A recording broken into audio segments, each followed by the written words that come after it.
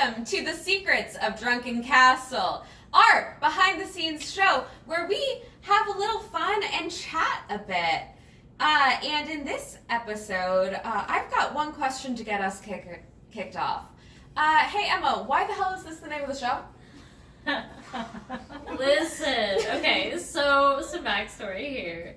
The campaign that we're currently playing here in the show, This Hallowed Dark, is a modified version of the first campaign I ever wrote, which I called The Secrets of Drunken Castle. For those of you watching the show, if you've met the Drunkens, you know the castle I'm talking about. Met the Drunkens. When I first proposed this as the name of the campaign that we're currently playing, immediately everyone sitting on this couch started Drank! Yeah, doing that. And such. We all thought she said drankin' and drunken and... No, I heard drankin' and drank sounds more drunk than drunk to me. So, I truly thought it was The Secrets of Drunken Castle. It took me a very way too long time to figure out that's not what it was called. Yeah, so that's why we're calling it. So we couldn't use Secrets of Drunken Castle for the actual campaign, but all of my friends decided to use it for this. So I guess cheers to that. Oh, and as we're cheersing, hey, Emma, what is in these little red skulls? In these little red skulls is a pretty classic cocktail. Those of you at home might know it as the Dirty Shirley, or a alcoholic Shirley Temple, which is just vodka, grenadine, and ginger ale.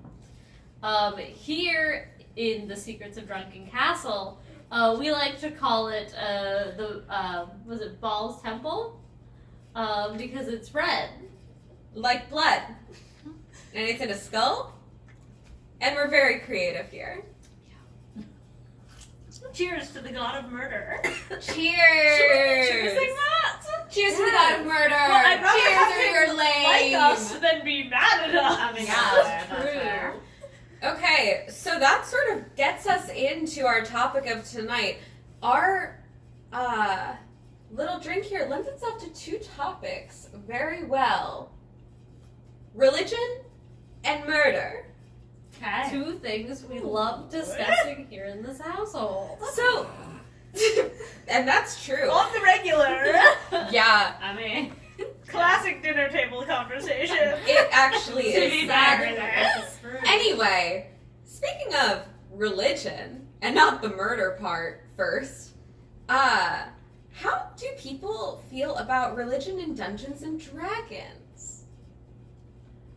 Would anyone like to get started about how they normally approach religion when they're playing, or their current character's relationship with it? Anyone got something to say? I mean, I can kick us off being the most clearly religious character in our campaign at the moment. I will say this is a little bit new for me. I don't normally play religious characters. When I play D&D, it's just not normally, like, I find a lot of the, like, paladin oaths and the, like, alignments attached to gods that you're then attached to as a cleric to be, like, a little bit restrictive most of the time. So playing a character who's kind of set up to take a religious role is a little bit new for me. And it also wasn't my initial plan for Andy. My original plan, I called Emma literal minutes after she told us the general plot of this campaign. I called Emma and I was like, I have an idea. I want to be the third son of, like, the lord who, like, rules over the town, like, you know, a noble background, but there's kind of more mobility, all of that. Were you beat out within minutes? And Emma, literal minutes, I called her, and Emma goes, yeah, About that! I I called it. just You guys could have been tried to siblings. throw it. I know, right? Oh my god. would have been too want close that. to real. I You know? didn't want that. Actual siblings can't play D&D siblings. Exactly. I can play one of your Terrible. siblings, and that's a threat. And yeah, Emma was just Wren like... just plays Eekeel from here on out. I hate him. He's been so mean to me. He's been so mean to me. You saw him for like 4 seconds. You were so also really mean to me. Yeah. That's fair. Yeah. But yeah, Emma was like, about that, like, Rowan said almost the same thing, and I was like, fine, alright, let her have it. And then I was just like, we were spitballing, and I think I was just like, okay, what other kinds of roles? And I was just like listing professions, and I said something about like the town minister, and Emma went silent on the other end of the phone. That's the most, if any of y'all have played D&D out there, you know that is the single most terrifying experience, is your DM just going dead silent. And Yeah, it's in awful. that moment, I knew that would be my character, and also that I would probably be responsible for designing an entire religion, which the next thing out of Emma's mouth was, that would be great if you designed the religion for it. You're the one who came up with the whole deal with the Church of Miracle? Yeah, I designed the Church of Maricor. Yeah, I did help with some of the like backstory history because that's what I like writing when it comes to a campaign. Hence why like in the latest episode that we had, there was about like when I said I had like 3 pages of like expositional stuff that My I was like hand kind of hasn't picking and recovered choosing. from the notes that I had to write. You're never gonna get all of it. For a campaign that I wrote actually about 2 years ago that never got finished because the group kind of fell apart, I had about 12 pages of like a history involving various rulers and coups and falls. Like that's what I like doing. So I had Jude come up with the sort of like religious aspect. And then I really rolled with the, like, how did the church get power? Where did it come from? What does Okay. it mean within So, like, the society? The church, like the religion itself, came more from Jude, and then you more came up with the like, oh, and the aristocrat has sort of like co-opted it. Yeah. And, like that side. There That were was definitely parts of that we built together, but a lot of that came from Emma, for sure. Are Yeah. you coming up with the dominant religion of the culture? Huh? The dominant religion for the culture? Yeah. Yeah, if there are some Christian overtones to it, which I won't try to deny, but I tried to structure it in such a way that it wasn't just like, you know, The one-to-one. magic metaphor. Jesus. Yeah. Yeah. Which I personally am really grateful for, because when it comes to religion in D&D, weirdly enough, I'm not opposed to it. Obviously, I will write it into campaigns.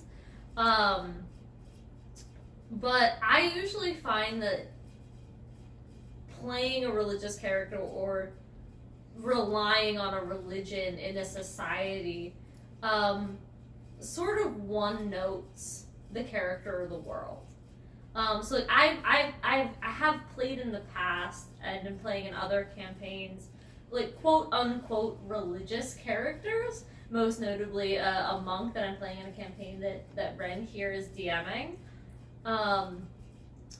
And while like he might be considered religious in some ways, I tend to lean less into like the deity worship of a religion and more into spirituality. See, on my end, when it comes to religion in games, I love it, but I need it to be complex. Like, I want my characters to have a weird relationship with their god, if they have one. Yarrow's interesting because she sort of just defaults, like, she doesn't worship Maricor, but it's just like, well, that's what people do. So, it's like she's sort of culturally in that church, but I think she also knows, even though it is not outward, that, like, her mom didn't grow up worshiping Maricor. Her mom is a sea elf from down in the bay, like, and probably worships, like, a storm or a nature god, which we still haven't really come up with the exact details there, but, like, I think that a part of Yarrow would be more interested in that than the Church of Maricor, just because it's, like, something different. And then in other games, I've played a paladin before who, I've told you all about this before, but she sort of stumbled her way into being a paladin. Very easily could have been a warlock. Sort of just cried out for vengeance and saw who answered. And ended up being a paladin of the Raven Queen. And it was a big, like, push-pull at the start, but sort of led to, like, my character embracing it. But despite the fact that, like, she became a very powerful paladin of this god and technically worshipped her and, like, followed her rites and, like, carried out work for her, I wouldn't consider her religious. Because, like, she doesn't live her life by it. It is something that leads her and is something that guided her, but I wouldn't say, like, it was by any means, like, the core aspect of her character. And what it added was spicy drama. And, like, me getting to psychoanalyze my character and turn them over in my head and be like, how would you react to this type of god? It's like when I'm drawn to gods in D&D, I'm generally drawn towards the more neutral ones. Mm-hmm. Like when I'm DMing, I just ran like a 3-year-long campaign, and the major god that was present was true neutral and did a lot of things that would be considered evil, but wasn't evil, and like did things that could be considered good but wasn't good, and led to this like very big corrupting presence in the campaign. And like there was a lot of like false idols and like religions that were all like, it was a whole thing. But the whole point there was that like none of it could be taken at face value, and it was all very complex and like needed actual deep thinking in order to not become one note. Like that's how I sort of like to run religion usually. Is that complexity instead of getting into the details of like, well, what is this god's domain and what does that mean? I'm more of like, what does this mean for the people who become entangled, I guess. Yeah. And I think for me it's just always like, I've always just put more stock in people than things that they believe in. So for me, like that whole thing is about like my mind, or I played a cleric once before and then this paladin, and both of them, you know, the cleric had a god, but his belief was more in himself and self-centered. The monk is the same way. He's got Did your cleric have a god? I believe so. I don't think he had a god. His power came directly from his own sense. I DM'd this campaign. His power came directly from his like own sense of like justice. Like your divine energy came directly from your sense of justice. I love playing with clerics. See, and that's how I always kind of play with religion. When I very often don't play a religious character because it's not a plot line that I tend to find overly interesting for but my you're currently own playing a cleric. But I am in one of our like off-camera in one of my campaigns. off-camera campaigns, I am currently playing a Grave Domain cleric, but she doesn't actually quote unquote like have a god. It is more like a respect of and a community with that domain. Yeah. Like she feels a very strong personal connection to this line between life and death for reasons not yet explained in the plot, which pisses Wren off quite a bit. I love it. But she feels a very deep connection to that domain, and that is where she draws power from. It is not from a specific god, but it is about her relationship with this other plane, this other type of this type of power, which I just find so much more interesting than a relationship with a specific person.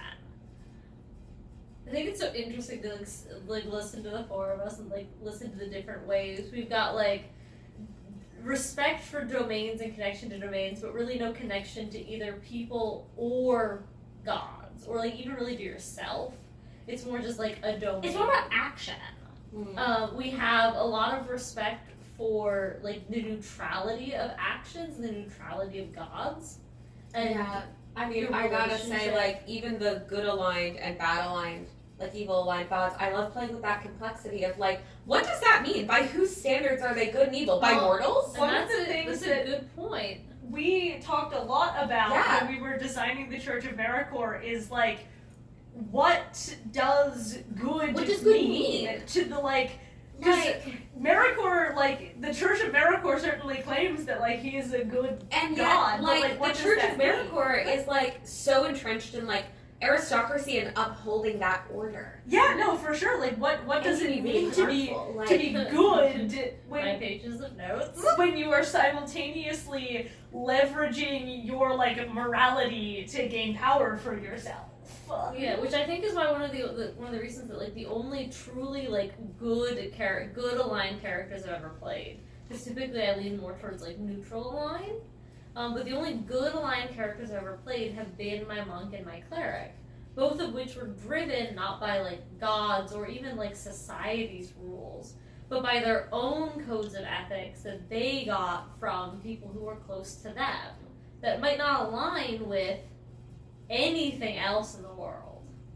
Yeah, but even like I'm playing a warlock in another campaign as well, and even that's super interesting because the relationship that I have with religion and a god in that campaign It's honestly closer, your relationship with your patron in that campaign is closer to the relationship one has with a god than your cleric's relationship. than my cleric's is. relationship.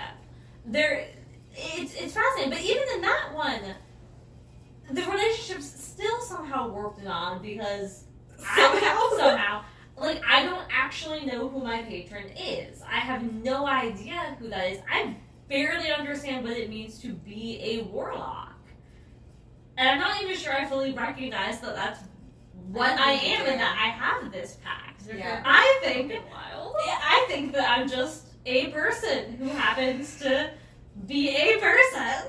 Like, As a side note, I've been thinking about this since we brought up the Church of Maricor.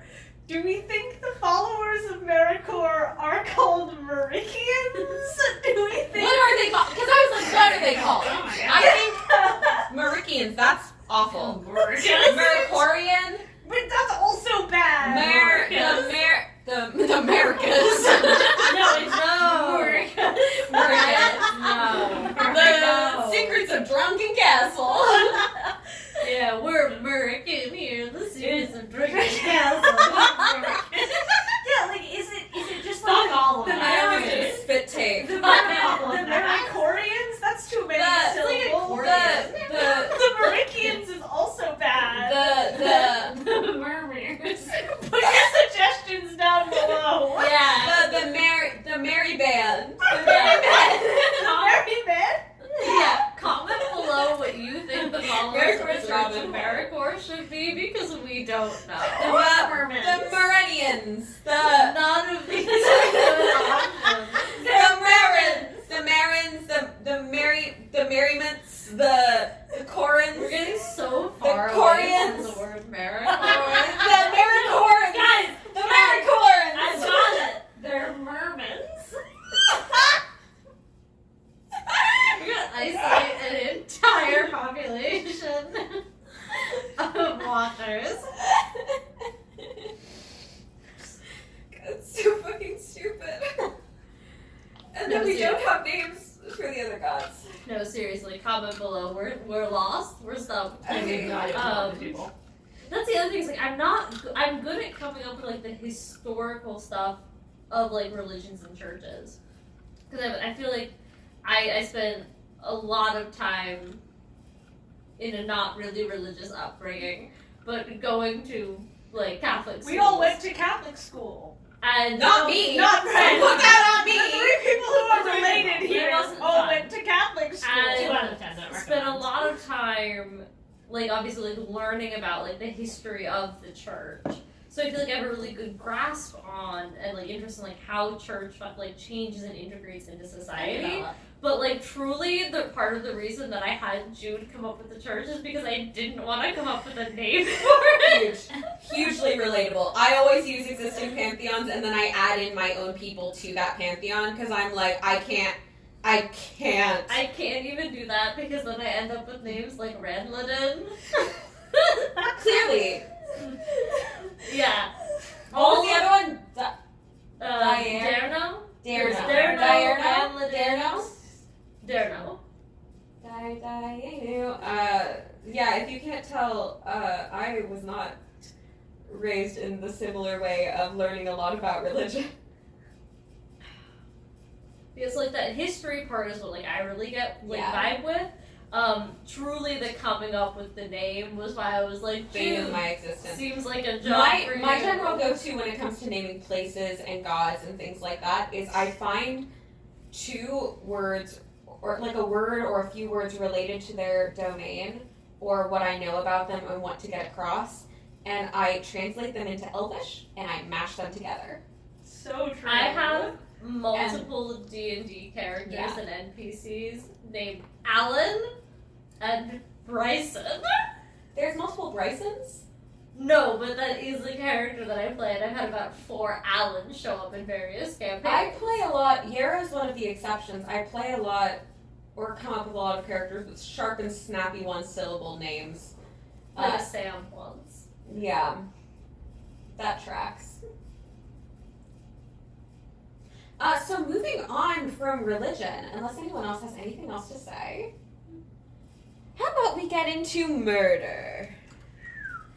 And this just goes into generally like violence and fighting as well in D&D. How do people like to play combat? How do you like to deal with the roleplay effects of having that violence in game, and like its sort of impact on your character? So when I DM, which is what I do when I'm not on camera primarily, Same here. and I always try to make sure that like combat is interesting, and a lot of the time that does mean like people get got. And there is like a lot of gore at my table, which is kind of unusual for me. Like people who know me in real life know that I am not like, I get grossed out very easily. So the amount of like blood at my table is kind of surprising. And then what I do as a DM to make sure that that fact has like an effect on my players is that I almost always will time a combat so it ends about 10 minutes before the end of the session. So I have a chance to throw my players out of combat and into a situation where they have to deal with the aftermath in the moment, when they're still like coming off the tail end of that like description, those like images of violence, that I also make opportunities for them to participate in as well. Like if I don't have players who offer up descriptions of what combat looks like for them, like themselves, I try to make sure to be like, oh, and what does that look like? Like, okay, you cast this like spell and do damage, but like what does that look like from you? What does your magic look like? What effect does it have specifically on the person? And then as a player, I try to make sure to like have descriptive combat moments. Same. Yeah, I think for me, as a DM, my players will know that I run horror games primarily, which leads to a lot of really awful noises and gore descriptions, which is very fun. And my 2 current players will know that I opened my latest campaign with them being framed with brutal murders. So I have a lot of fun playing with death in games. When it comes to being a player, I'm also of the mind where I'm like, no, it's gotta be fun. It's gotta be interesting. Because I played a character who was a dual wielder, and it got very easy to just fall through the motions of, okay, stab, stab, stab, and just like saying that. And like, if you don't add a description to that, it gets really repetitive for everybody. And so like, it's a lot more fun to add a fun description. And I think it's very fun to do that when you are a martial class, because it comes a lot more easily for magic users, I think, to have fun spell descriptions. When it comes to death itself in games, starting with like combat death, I often play characters who are kind of bloodthirsty. and really will just like go ham in combat and be like, I'm seeing this through. And it's not even out of like a bloodthirst, it's just like, this is what I am skilled at. And so I'm doing it. And these are threats and they need to be gone. But I've also had characters who've been like, killed their first person in combat and felt ill. And like, I love playing with that like moral consequence that I think will be very interesting for all of our current characters, because we're seeing them grow up and we're gonna see their first kills.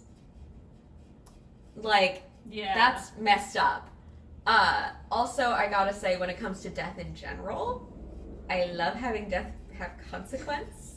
I like making death hard, and bringing people back be a process, and like there's always a consequence when people come back in my games, just because I'm like, it cannot lose that emotional impact that death needs to have in a game. And like, yeah, I think that there's a lot of fun things that can be done role play wise, of just like picking apart like, why is this interesting? How will this character react? And as a DM, just setting up the situation and seeing them go. But also as a player, I get really in like my character's head of the like, I feel it when I'm playing them. And it's just very like, there's a lot to take a bite of. Yeah. Got About you? anything? I'm not really sure I have like a particularly strong relationship with violence or wow. So just a wild sentence out of context. I know, right? Clip Violence that. and I are only like seeing each other on We're and seeing each off. other like casually. Yeah. I'm in a situationship with violence. Yes. We're just friends with Benny. I tend not to play characters whose like first instinct, like most of my characters, like their first instinct is to find a way to avoid Interesting. violence. And then you have Henry. So Henry's new for you. Henry's a little bit new, but like you know, Vanessa, my cleric, like I don't go out of my way to like attack people. I kind of go out of my way to like subterfuge Hide. shit. But like attacking somebody, if I my first instinct would be to like talk my way out of a situation. The warlock I'm playing, like violence wouldn't be her first thought, just No, because because she doesn't know what it is. she doesn't know what it is. Henry's kind of a new one for me, where like violence is kind of one of her first responses, but always kind of out of like a protection. Like Yeah. it's not a violence out of like just the need to hurt. It's more of a violence out of like a reciprocal thing. And it's also childish. But it's also Yeah. childish. Like that's a child reaction. You hit me, I hit you. Yeah, fine, I'll bite you back. Like I'll bite Yeah. you back. Like, And guess what? I'm the one with a great hat. yeah. like I'm like okay. But I do agree that like when death occurs, I'm much and I don't DM, I'm only a player. But I do much prefer it when there's like a consequence to that. Like we should not just go around willy-nilly murdering people for no reason in brutally violent ways. Like that No murder feels hobos?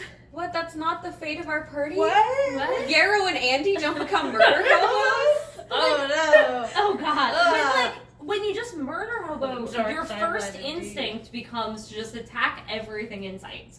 You walk into a bar, you want something, you attack somebody to get it.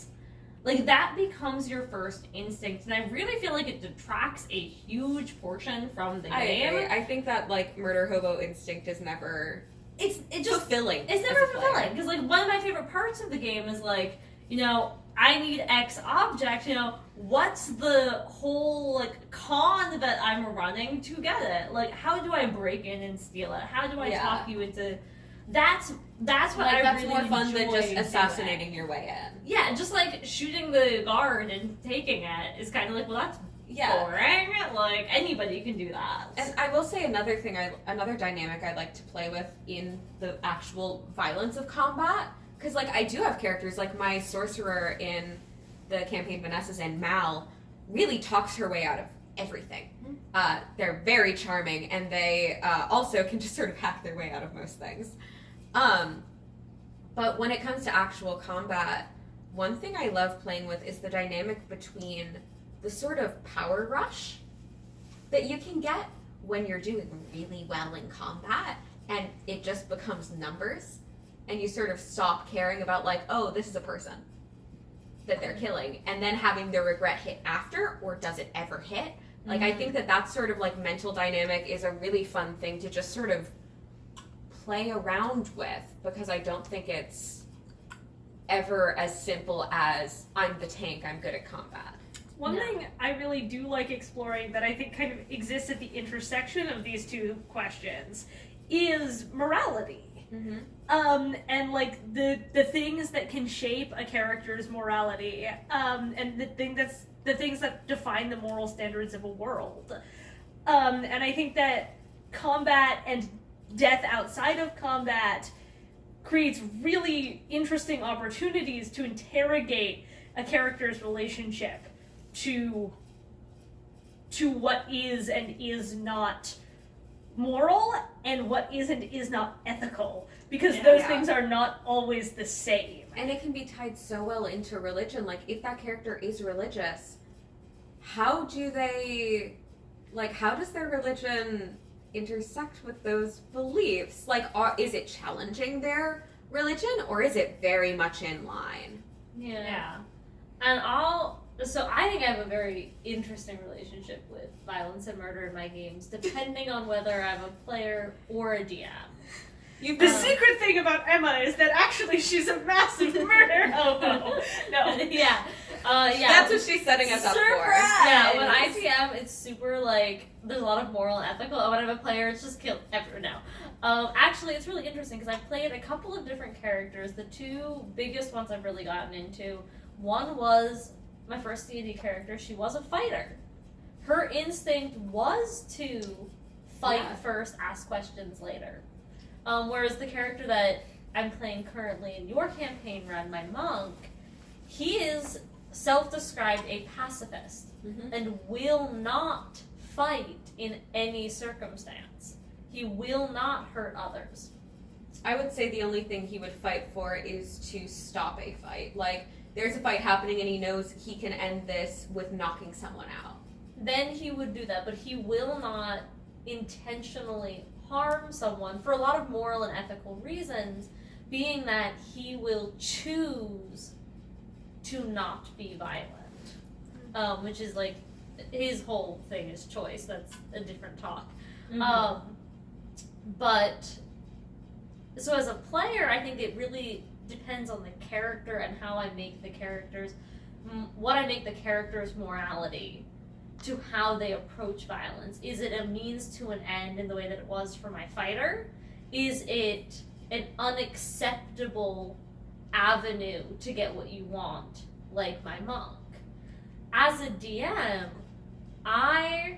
so some context to me as a person is that I Emma's a murder host. Is that Emma has killed dozens. Please help us. Let's not spread that rumor. Clip this! But, Please Make a TikTok. But I have 15 years martial arts experience. I have trained with a number of weapons, including a lot of weapons that you see in D&D campaigns. Things like swords, knives, nunchucks, sai. Sick. All of these things. I have several of them sitting in my bedroom right now. It's too easy. Shut up! It's too easy. Anyway. I didn't say anything. So when I DM, when I'm a player and I'm describing violence, I like being the player that like takes over and sort of describes what their character does, because I understand like the physics of what's happening. So I like to really take over and like describe like this is the move that they do and this is sort of what it looks like.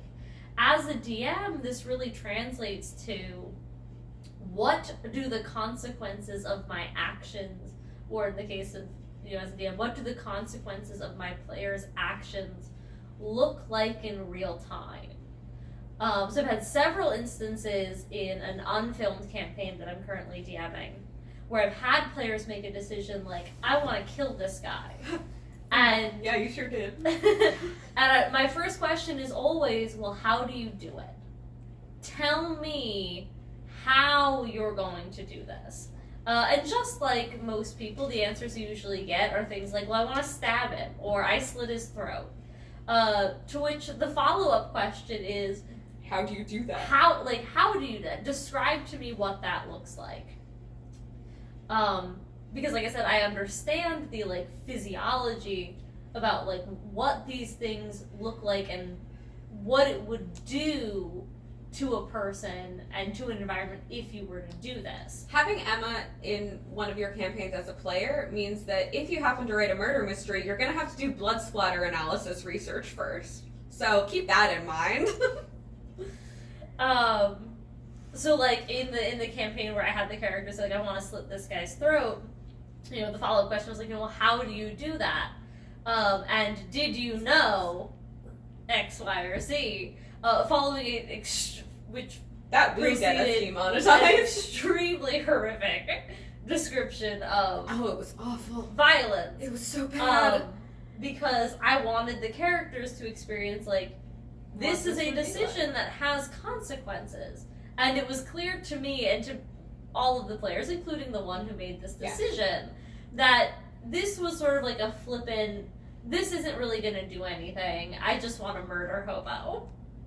And it's like, that's not That's the going to world. have consequences Like in this world. actions have consequences. I'm a big person, like as a DM, I like actions that have consequences. If you can't tell, You? who me? What? So Did we accidentally free a great evil? Perhaps. I don't know that. So like everything has consequences. I think so. I agree. So I like to lean into that when it comes to violence. And at that cross section of like morality, the thing that I like to do with my characters is, like I said, I'll base my character's relationship to violence on their morality. And as a DM, I like to see how far I can push a player's morality to meet their actions. Yeah. And I think that that's a really interesting note for us to be ending on. Yeah. And so, with that, this wraps up our first episodes of The Secrets of Drunken Castle. Cheers.